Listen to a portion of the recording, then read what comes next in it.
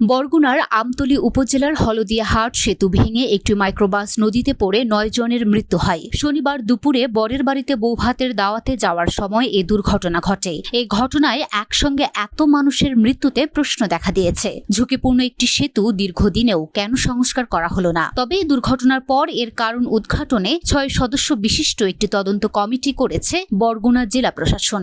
খোঁজ নিয়ে জানা যায়, হালকা যান নির্মাণ প্রকল্পের অধীনে ৮৫ মিটার দৈর্ঘ্যের হলদিয়াহাট সেতুটি নির্মাণের জন্য ২০০৮ সালের ৩১ অক্টোবর ভিত্তিপ্রস্তর স্থাপন করা হয়। সেতুটি নির্মাণের ৫ বছরের মধ্যেই এটি ঝুঁকিপূর্ণ হয়ে যায়। এরপর দীর্ঘ ১৬ বছরে সেতুটির আর কোনো সংস্কার কাজ করা হয়নি। ঝুঁকি এড়াতে সেতুর পাশে ঝুঁকিপূর্ণ লেখা একটি সাইনবোর্ড সাটিয়ে দেওয়ার পাশাপাশি যান চলাচল রোধে সেতুর মুখে গাছ পুঁতে দেন সংশ্লিষ্ট কর্মকর্তারা। পরবর্তীতে সেই গাছ তুলে যান চলাচল অব্যাহত থাকে বলে দাবি আমতলী উপজেলা প্রকৌশল বিভাগের। স্থানীয় বাসিন্দাদের দাবি, সেতুটি নির্মাণের সময়ই অনিয়ম করা হয়েছে। নিম্নমানের মালামাল দিয়ে সেতুটি নির্মাণের ফলে মাত্র কয়েক বছরের মধ্যেই এটি ঝুঁকিপূর্ণ হয়ে যায়।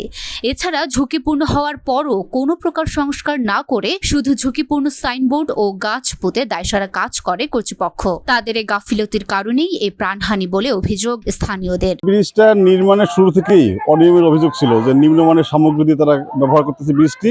তো ওই সময় যখন বৃষ্টির কাজ চলমান থাকে তখন এলাকাবাসীর অনেক অভিযোগ ছিল, তারা অনেক প্রশ্ন তুলেছিলেন, কিন্তু কেউ কর্ণপাত করেননি, যার ফলশ্রুতিতে এই ৯টা তাজা প্রাণ হারিয়ে গেল। এবং এটি একটি আমতলী ইতিহাসে একটি অন্যতম ভয়াবহ দুর্ঘটনা।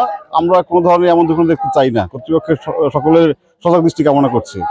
এই যে এই মানুষগুলো মারা গেছে, আমরা কি সান্ত্বনা দিতে পারি? আমরা তো শূন্যা, আমরা যে যেতে পারছি ছুটিয়ে একটু দেখতেই পারছি, আর সহানুভূতি ছাড়া আর কি করতে পারছি। সরেজমিনে হলদিয়া ইউনিয়নের ভেঙে যাওয়া সেতুটি ঘুরে দেখা যায়, সেতুটি নির্মাণের মাত্র ১৫ থেকে ১৬ বছর সময় পার হলেও সেতুটি দেখে মনে হয় বহু পুরনো একটি সেতু। সেতুর কয়েকটি জায়গায় ভেঙে আছে দুই পাশের রেলিং। এছাড়া মরিচা ধরে সেতুর পিলারের অবস্থাও বেহাল। এই ব্রিজটা ভাঙার যে কারণ, এটা আমি মনে করি একটা ব্রিজ নির্মাণ করতে যত মজবুত দরকার ওটা কন্ট্রাক্টররা আসলে ঠিকভাবে করে না, তাদের ব্যবসার হারটা একটু বেশি করে। অনেক আগে থেকে এই ব্রিজ ঝুঁকিপূর্ণ। এই পাশে দোনো পাশে গাছ গাড়া ছিল, কিন্তু ওই বড় গাড়ি গুড়ি নিয়ে তারা রাত্রে এসে ওই গাছ ভাঙে গাড়ি উঠিয়ে নিয়ে যায়। তাদেরকে অনেক মানা করা হয়েছে যে ব্রিজ অনেক ঝুঁকিপূর্ণ।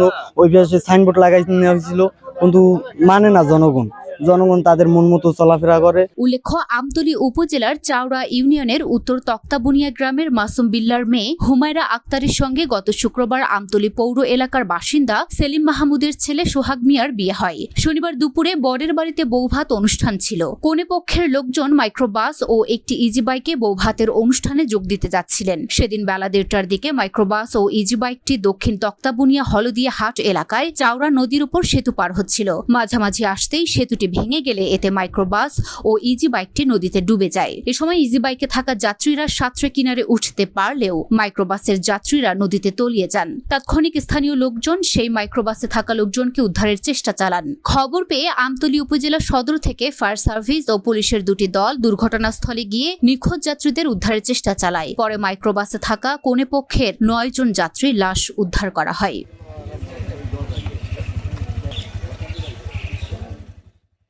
Luna Afroz Nipa, Dhaka post.